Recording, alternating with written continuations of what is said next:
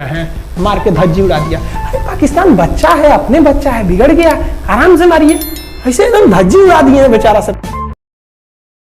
देखिए हम लोग ठंडी का इंतजार ही कर रहे थे कि पाकिस्तान ने गलती कर दिया। उसने 3 दिसंबर को अचानक हमला कर दिया श्रीनगर पे, पठानकोट पर, चंडीगढ़ पर, यहाँ पर आगरा हवाई अड्डे पर तबातोड़ हमला कर दिया। एयरफोर्स का इतना भयानक हमला पाकिस्तान का भारत पर हुआ कि भारत देखते रह गया। धड़ धड़ पाकिस्तान की जहाजें एंट्री मार गई सब भारत में, उसकी एयरफोर्स एंट्री कर दी। इतना भयानक हमला था, इतना भयानक कि भारत का एक भी सैनिक नहीं मरा। समझ रहे ना कितना भयानक हमला था। अरे भाई आप यहाँ पर घुस जाएंगे हमारे देश में तो क्या हो जाएगा भैया, मूस मोटइयन लोढ़ा हुईन, हाथी घोड़ा थोड़े हुईन। भारत तो इसी का इंतजार कर रहा था। देहात में कहावत कहा जाता है कि रोए के रानी तले अखिए खुदा गई। भैया हम प्लाने कर रहे थे कि हमला करने के लिए कि आप हमारे पे हमला करिए दीजिए। अब विश्व का भी दबाव नहीं आएगा हमारे ऊपर कि भैया हमला तो आपने किया है, अब हम लोग छोड़ेंगे नहीं। भारत एकदम दृढ़ निश्चय कर लिया। इसी बीच पाकिस्तान को एक खतरनाक खबर लग गई। क्या थी खबर भाई? तो देखिए पाकिस्तान को खबर लगी कि भारत की ज़्यादातर फौज इस पूर्वी पाकिस्तान की ओर डिप्लॉयड है और यहाँ राजस्थान के जैसलमेर जिला में एक जगह है लोंगेवाला। उस लोंगेवाला में केवल और केवल 120 फौजी हैं।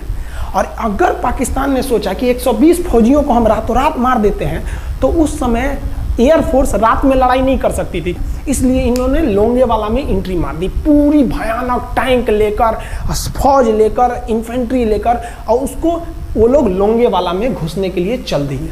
और लोंगेवाला में भारत के पास केवल 120 सिपाही थे, केवल 120, और उन पर वो हजारों की संख्या में टूट पड़े। लेकिन घबराना नहीं चाहिए, क्योंकि चींटियां तादाद में कितनी भी क्यों ना हो जाएं, गन्ना घसीट के नहीं ले जा सकती हैं। लोंगेवाला में जो ड्यूटी थी उस समय कुलदीप सिंह चांदपुरी जी का।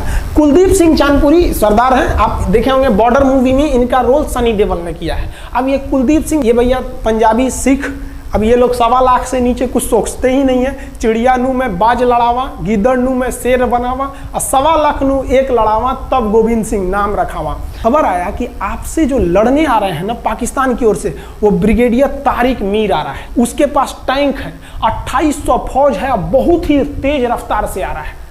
आपके पास केवल 120 जवान है कुलदीप सिंह। आप पीछे हट जाइए, आप पीछे हट जाइए, क्योंकि आपको हम ना, आप बहादुर हैं इसमें नो डाउट, लेकिन आप कैसे लड़िएगा उतनी भयानक फौज के पास से। यहाँ उन्होंने कहा खालसा सिख है, नहीं हट सकते हम दिखा देंगे कि हम 120 भी उन पर क्या पड़ेंगे, भारी पड़ेंगे। इनके पास ना ही टैंक को उड़ाने के लिए कोई संसाधन थे, टैंक को मारने के लिए एक जीप पर लगा हुआ छोटा सा तोप था, और इनके पास 3 ठो माइंस लगे थे। माइंस समझते हैं आप लोग? टैंक जो होता है ना बम, उसको उड़ाने के लिए माइंस लगाए जाते हैं। तो देखिए ध्यान से, ये है माइंस, ये माइंस होते हैं। इस पर अगर टैंक चढ़ता है ना तो टैंक ब्लास्ट कर जाता है। तब इन्होंने दिमाग लगाया। इन्होंने क्या किया, जो खाली रेगिस्तान था ना उसमें ना आगे की ओर 3 ठो ओरिजिनल माइंस को लगा दिया, और जो खाना खाने वाला टिफिन होता है ना 4 खंदे वाला, इसे, उस टिफिन को इन लोगों ने रातों रात ना बिछा दिया ऐसे लाइन से। देखिए लाइन से पाकिस्तान की टैंक आई तो शुरुआत में तो भैया ओरिजिनल माइंस था, धड़ाम से लगा, पाकिस्तान की टैंक उड़ गई। पाकिस्तान का एक टैंक उड़ा, फिर दूसरा उड़ा, तीसरा उड़ा। पाकिस्तानी एकदम डर गए सब। ब्रिगेडियर तारिक मीर कहें कि भैया यहाँ तो माइंस लगा के रखा है इन लोगों ने, एक काम करो इंजीनियरों को बुलाओ, पूरा माइंस निकालो। अब ब्रिगेडियर जो हमारे मेजर कुलदीप सिंह थे, ये जानते थे कि बाबू अगर हम तुमको रात भर रोक दिए ना तो सुबह हमारी एयरफोर्स आएगी, तुमको जिंदा नहीं छोड़ेगी। इसलिए इन्होंने पूरा टिफिन बिछाया था। इन पाकिस्तानियों ने 6 घंटे लगा दिए उनको निकालने में। इंजीनियर आते थे तो डर के मारे टिफिन निकालते थे, अरे बाप रे बाप, और टिफिन में तो ईंटा पत्थर भर देते थे और डर के ले जाते, अरे भागो भागो भागो, माइंस है माइंस है। इसको लगाते लगाते इन लोगों ने पूरी रात बिता दी। 3 बज गया। 3 बजे इनको पूरा सन्नाटा दिखा कि भैया ये तो टिफिन है, ये रेगिस्तान में ये तो टिफिन है। अब उन्होंने कहा कि आदेश दिया कि हमला करो। तो कुलदीप सिंह जो थे चांदपुरी, उन्होंने बालू के बीच में ऐसे गड्ढे बना रखे थे और अपने फौजियों को ना 2 किलोमीटर एरिया में बिछा दिया था, एक उधर एक इधर एक इधर। तो चारों ओर से फायरिंग होती थी। पाकिस्तानियों को लगी ना कि भैया हमको गलत इंफॉर्मेशन मिल गया है, 120 गो मिल के ऐसे थोड़े मारेगा सब। सोचो उधर से गोली इधर से गोली, धड़ाधड़ बम गोला दारू सब चल रहा है यहाँ पर। इतना भयानक कहीं कोई 120 आदमी मिल के ऐसे मारता है? नहीं भाई, इतना भयानक सुनसान एरिया में कहाँ से कौन मार रहा है? एकदम तबाही मचा दिया। कुलदीप सिंह चांदपुरी ने क्या तबाही मचाया था, आप देखना चाहते हैं तो देखिए उन लोगों ने क्या तबाही मचाया था। ये है पाकिस्तान का टैंक, ये धज्जी उड़ गया था टैंक का, थुथुर तूर दिया इसका यहाँ पे। ये देखिए टैंक का, पाकिस्तानी देख रहे हैं कि भैया सब चक्का उक्का फेंका गया। बताइए ये चांदपुरी साहब कैसा करना चाहिए? ये कोई वीडियो गेम खेल रहे हैं? मार के धज्जी उड़ा दिया। अरे पाकिस्तान बच्चा है, अपने बच्चा है, बिगड़ गया, आराम से मारिए। ऐसे एकदम धज्जी उड़ा दिए हैं बेचारा सबको। पाकिस्तान के टैंक को धज्जी उड़ा के उस पर भारतीय सैनिक खड़ा होकर फोटो खिंचवा रहा था। फोटो खींचे। उस समय सेल्फी नहीं था ना, तो आगे से फोटो खींचना, फोटो खींचे। यहाँ पे आने वाली पीढ़ियों को ये प्रेरणा देगी। बताइए इतना सुंदर गाड़ी लेके आया था पाकिस्तान मारने के लिए। हाँ बेचारा ऐसे मारा जाता है? हाँ अरे ब्रिगेड मेजर साहब आप भी बच्चा है, बच्चा को थोड़ा आराम से मारिए। देखिए इसका थोबड़ा बिगाड़ दिया गाड़ी का। ओहो, ऐसे नहीं मारना चाहिए, लेकिन क्या कीजिएगा, बच्चा बिगड़ जाता है तो धोना ही पड़ता है। ये हाल कर दिया रात भर में। सोचिए रात में इतना बुरा मारा, दिन में दिखता तो पूछ डाल रहा पूरा। एकदम भयानक तबाही मचा दिया मेजर कुलदीप सिंह चांदपुरी ने। इनके आगे कौन खड़े थे? ब्रिगेडियर पाकिस्तान के ब्रिगेडियर साहब। ब्रिगेडियर साहब को कहने लगी भैया ये तो बहुत बुरा मार रहा है सब। तब तक हो गया सुबह, और सुबह के वक्त हमारे जो हंटर जहाज थे, उस समय जो जहाजें थी वो हंटर जहाज थी। ये हंटर जहाजें रात में नहीं उड़ सकती थी, लेकिन दिन में उड़ सकती थी। रात भर तक कुलदीप सिंह चांदपुरी ने ऐसा कूचा पाकिस्तानियों को, इतना कूच दिया कि भोर हुआ तो बाकी का कसर पूरा कर दिया हमारे हंटर विमानों ने। ये हंटर विमान जब आए सब तो इतना भयानक तबाही मचाए सब पाकिस्तान के जहाजों का कि आप हुलिया देखेंगे ना, पाकिस्तान के टैंक का ऐसे पड़ गया। ये सब टैंक पूरा तबाह हो गया है, सब पूरी तरह ध्वस्त हो गया इतनी भयानक युद्ध में। 3 तारीख को पाकिस्तान ने हमले की शुरुआत की और ये 4 तारीख का शकल देखिए पाकिस्तान का। इतना भयानक धज्जी उड़ा दिया पाकिस्तान का जिसका कोई हद नहीं। पाकिस्तानियों को दुम दबा के भागना पड़ा। ब्रिगेडियर साहब भागे, कहें कि भाग भैया न तो ये सब जान ले लेगा सब। हम लोगों ने पाकिस्तान के टैंकों को अपने यहाँ रख लिया है म्यूजियम में। आज भी जाके देखिएगा ना तो इन टैंकों को डर के मारे पाकिस्तानी छोड़ के भाग गए कि भागो भाई यहाँ पर। ये 120 जवानों का जलवा था। और पाकिस्तानी कहते हैं कि हिंदुस्तान के लोग क्या लड़ेंगे? अरे भैया हम चीन पे वीडियो बनाए थे, आप पे नहीं बनाए थे, जो आप लोग हम लोग को बोल रहे थे कि पाकिस्तान हिंदुस्तानियों की औकात नहीं। देखिए अभी हम आपको औकात दिखाते हैं आपकी। ये आपका टैंक है, आके ले जाइए, हिम्मत है तो लेके जाके दिखाइए यहाँ पर। हाल तो ये हो गया था ना कि हम लोगों ने जो पाकिस्तानियों की जान ली थी ना, डर के मारे वो लाश उठाने नहीं आए थे, लाश को गिद्ध खा गए थे सब। हम लोग बोल रहे थे कि भैया हम गोली नहीं चलाएंगे, लाश लेके चल जाओ। हम नहीं जाएंगे, तुम लोग रेगिस्तान को कब्रिस्तान बना दिए हो। रेगिस्तान को कब्रिस्तान हम लोग हमला करने आए थे, शुरुआत तो तुमने किया था यहाँ पे।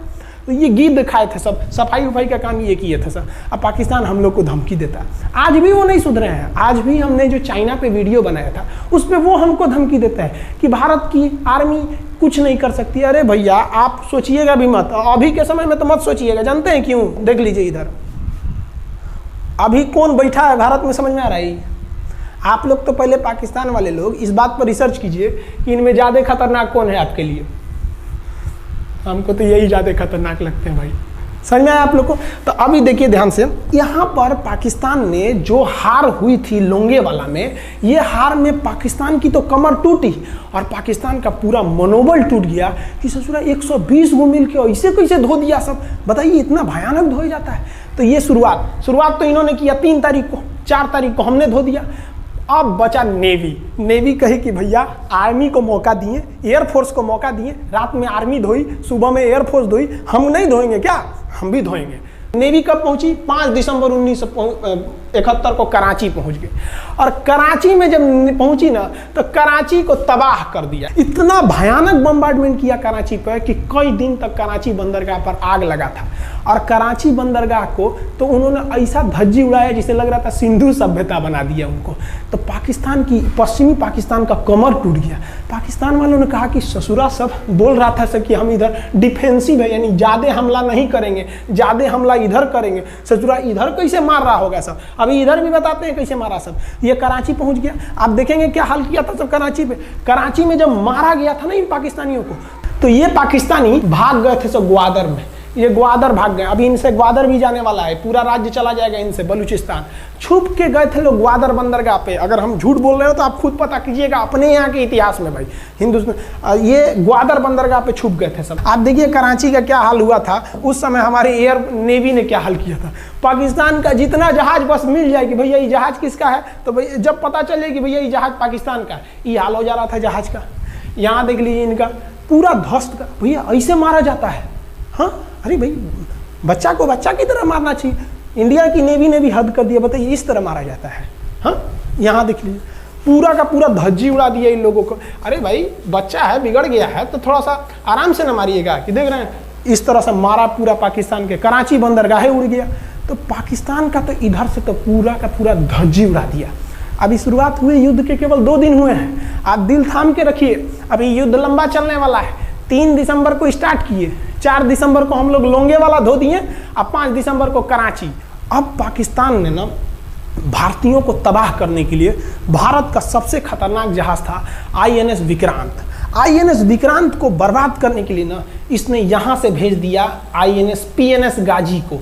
गाजी एक पनडुब्बी थी, उसको आदेश दिया गया कि जाके मार के आओ, किसको, विक्रांत को, क्योंकि अगर विक्रांत जहाज डूब जाता तो वाकई उस समय हमको युद्ध जीतने में बहुत दिक्कत आ जाती। तो ये गाजी कैसे डूबा, इसको हम लोग एक खराब जहाज से मार दिए। तो अब इधर समझते हैं कि जब उधर इतना भयानक धोए तो इधर कितना बुरा धोए होंगे, इसको बारे में हम लोग समझते हैं। भारतीय सेना अब पूरब की ओर क्या क्या काम की, इसको ध्यान से समझिए। ये मुक्ति वाहिनी जो थी बांग्लादेश की, वो अंदर ही पाकिस्तानी फौजियों को मार रही थी गली कुची में दौड़ा दौड़ा के, क्योंकि इन पाकिस्तानी फौजियों ने वहां पर रेप किया, मर्डर किया, और इनका साथ दे रही थी इधर से हमारी इंडियन आर्मी और ऊपर से हमारा एयरफोर्स। ये तबाह कर दिए थे, इनको भागने के लिए भी जगह नहीं था। और इसी में इनका सबसे बड़ा सरदर्द बन गया था इंडियन नेवी, क्योंकि इनको जो मदद थी, देखिए ये पूर्वी पाकिस्तान है, इनको मदद जब भी मिलेगी तो इधर से ही मिलेगा। अब बताइए यहाँ से तो कोई जाएगा नहीं, बेवकूफ़ भी नहीं होगा जो इधर से मदद करने जाएगा, रास्ते में ही एयरफोर्स मार के गिरा देती थी, ट्रक वगैरह जाएगा नहीं, तो नेवी से ये इन लोग मदद देते थे। भैया यहाँ पे जो इनके फौजी लड़ रहे थे उनको खाना पीना भी खत्म हो गया था। अब इनको बर्बाद कर दिया भारत। INS विक्रांत, INS विक्रांत उस समय का बहुत बड़ा जहाज था इस साउथ एशिया के देशों का, और यहाँ से उस इतना बड़ा जहाज था कि उसके ऊपर से लड़ाकू जहाजें उड़ती थी। वो एयरफोर्स यहाँ से भी बम मारता था, मिसाइलें मारता था, ऊपर से लड़ाकू जहाजें और हेलीकॉप्टर छोड़ देता था, जो ताकि मुक्ति वाहिनी को कोई दिक्कत ना है। मुक्ति वाहिनी मारती थी और आर्मी पूरी तरह से उसने यहाँ से हमारा विक्रांत ने चटगांव बंदरगाह को तबाह कर दिया। अब बांग्लादेश का देखिएगा वर्तमान में, उस समय तो पूर्वी पाकिस्तान था, ये चटगांव उस समय पाकिस्तानी आर्मी नेवी का एक बहुत बड़ा केंद्र था। इधर हम लोग ने उड़ा दिया कराची, इधर उड़ा दिया हम लोग ने चटगांव। अब मुक्ति वाहिनी को कोई खास दिक्कत नहीं आ रहा था। अब पाकिस्तान ने कहा कि हर हाल में इस विक्रांत को बर्बाद करो। देखिए ये विक्रांत है, विक्रांत जहाज जो था इस पे से इसके ऊपर देखिए आपको लड़ाकू जहाजें दिखेगी। PNS गाजी को क्या आदेश दिया गया था भाई कि तुमको जाना है और इस विक्रांत को बंगाल की खाड़ी में जाने के बाद इसी में डुबा देना है। अब पाकिस्तान वालों का इतना दिन तो अच्छा था नहीं, भारतीय खुफिया एजेंसी को पता चल गया कि पाकिस्तान की पनडुब्बी वो समुद्र के अंदर अंदर चलती है, उसको साइलेंट किलर कहा जाता है। पाकिस्तान की पनडुब्बी चल दी है पश्चिमी पाकिस्तान से बंगाल की खाड़ी की ओर, ये अरब सागर से बंगाल की खाड़ी की ओर चल दिया।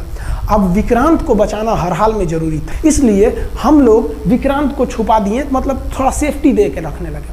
और इस PNS गाजी जो था, PNS गाजी को देखेंगे, PNS का मतलब था पाकिस्तानी नेवल शिप, PNS गाजी, ये मारने आ गया किसको, विक्रांत को। इस PNS गाजी को अगर कोई मार के डुबा सकता था तो वो था INS राजपूत।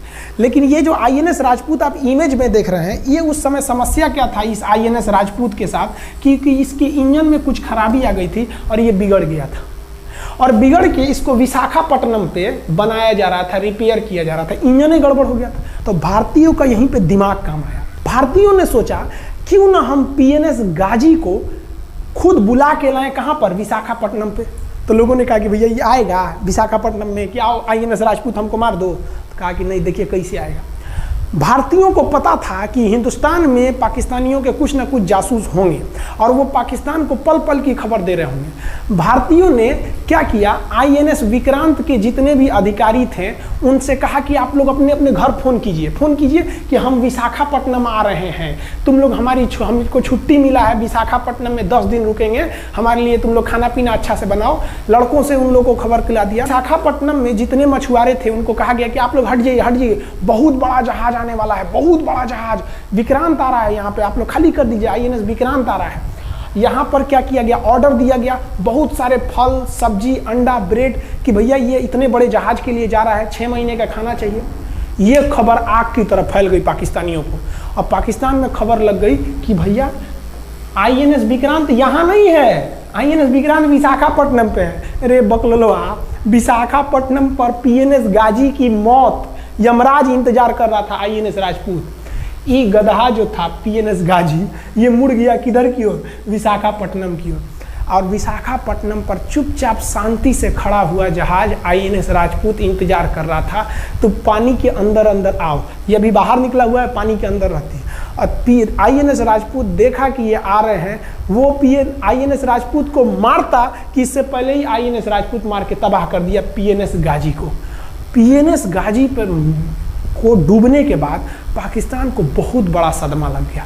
पाकिस्तान को यह एहसास हो गया कि अब हम कभी नहीं जीत सकते हैं, क्योंकि ये पीएनएस गाजी अमेरिका से खरीदा हुआ एक बहुत ही शक्तिशाली पनडुब्बी थी जिसे कोई डुबा नहीं सकता था, और हम लोगों ने उसको इस जहाज से डुबाया जो जहाज खराब हो चुका था, जिसका इंजन खराब था। भारतीय सेना का मोराल पूरे 7वें आसमान पर था और पाकिस्तानी दिन पर दिन बर्बाद हो रहे थे।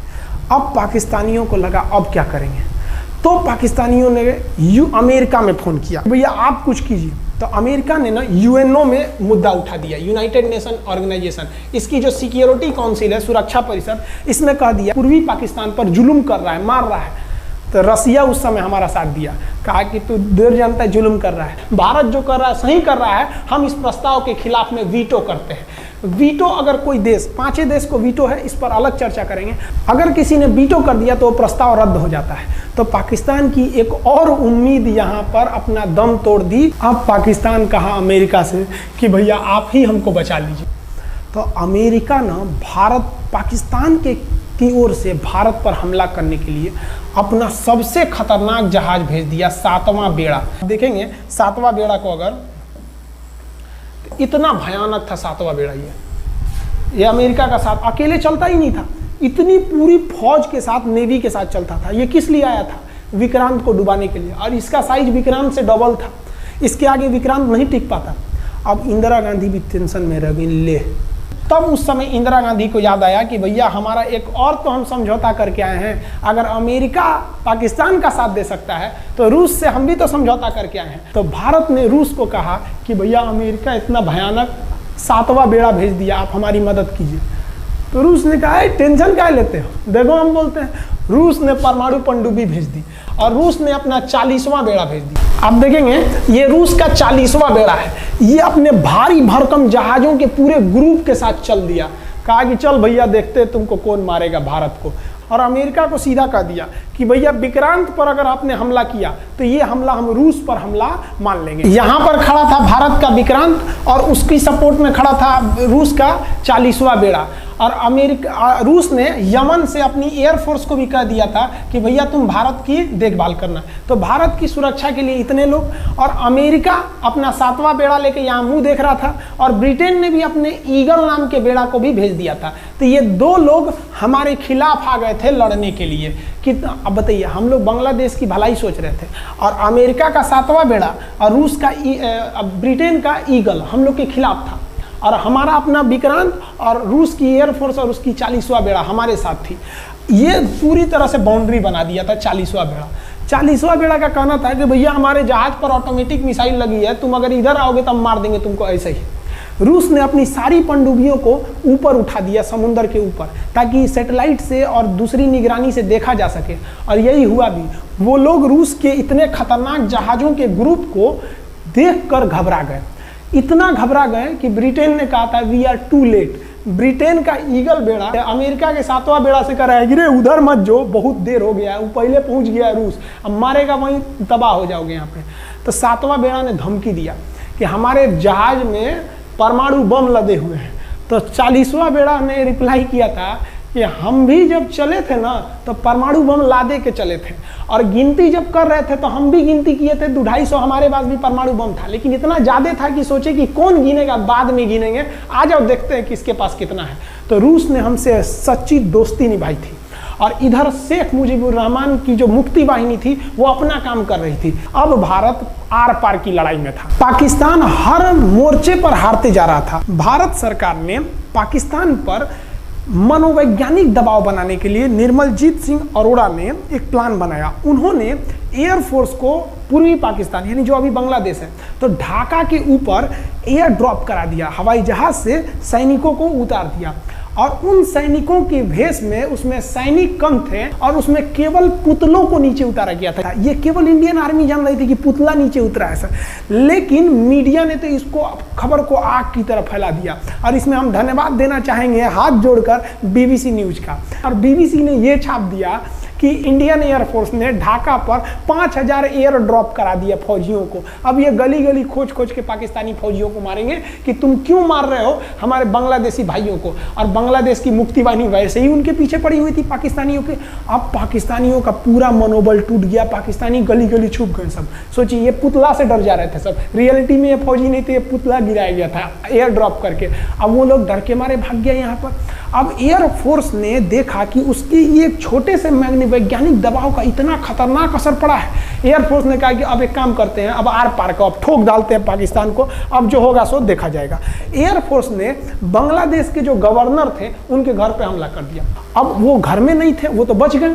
बचने के बाद डर क्या होता है, देखिए डर किसको कहा जाता है। जो उनके गवर्नर हाउस थे एएच मलिक, इन्होंने त्याग पत्र दे दिया, भैया जिंदगी रहेगी तो बहुत नौकरी करेंगे, डर के मारे त्याग पत्र दे दिया। सोचिए गवर्नर, क्योंकि पाकिस्तान का एक राज्य ही तो था पूर्वी पाकिस्तान, जैसे हमारा एक राज्य है उत्तर प्रदेश, बिहार, महाराष्ट्र, वहाँ पे भी गवर्नर होते हैं ना, संवैधानिक हिसाब से गवर्नर मालिक होता है उस जगह का। त्याग पत्र दे दिए। सोचिए ये डर था उनके अंदर। निर्मलजीत सिंह अरोड़ा जो लेफ्टिनेंट जनरल थे, जनरल तो हमारे मानिक शाह थे, लेफ्टिनेंट जनरल थे जिन्हें बांग्लादेश जीतने की जिम्मेदारी दी गई थी, मतलब उसे सुरक्षा करने की जिम्मेदारी दी गई थी।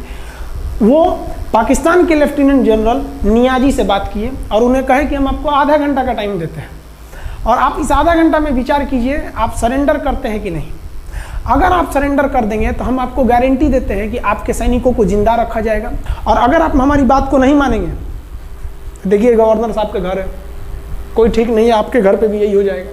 क्योंकि अगर आप हमारे सामने सरेंडर नहीं करिएगा तो याद रखिए हम अपने हमले को 10 गुना और तेज कर देंगे। और हार तो आप चारों ओर से गए हैं। भारत चाहता था कि जल्दी से जल्दी इस युद्ध को खत्म किया जाए, क्योंकि अब ये अंतर्राष्ट्रीय मैटर हो चुका था। अब अमेरिका अपना नाक पे ले लिया था कि भैया हमारा जहाज मार के गिरा दिया। PNS गाजी उसी की पनडुब्बी थी, वो तो पाकिस्तान को दिया।